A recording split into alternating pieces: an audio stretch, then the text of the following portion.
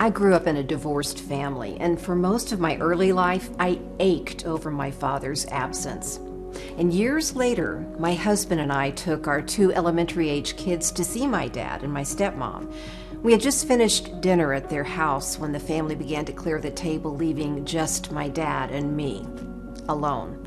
We sat in silence for a few minutes, and then he plopped his napkin down, looked up at me in the eyes, and said, "Money was always more important than you, Elisa. I missed so much of your life. I'm sorry. I do love you. Will you forgive me?"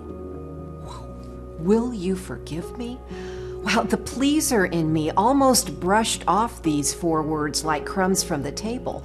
I started to say something like, "No big deal." And then God stopped me. He heart whispered, "Elisa, you've been waiting all your life for this moment. Listen." Jesus talked a lot about forgiveness. In fact, the Gospels are filled with nudges to forgive.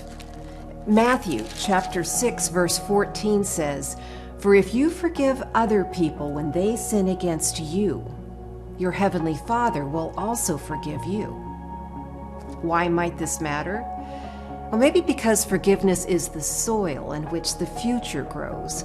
Forgiveness heals and makes new things possible. Jesus helped me listen to my Father's words, and I heard, and his words fit like a perfect patch over a very old hole in my heart. I returned my Father's gaze and said, "I forgive you, Dad. Maybe instead of wishing for what we didn't have, we can enjoy what we do have now." He nodded and patted my hand.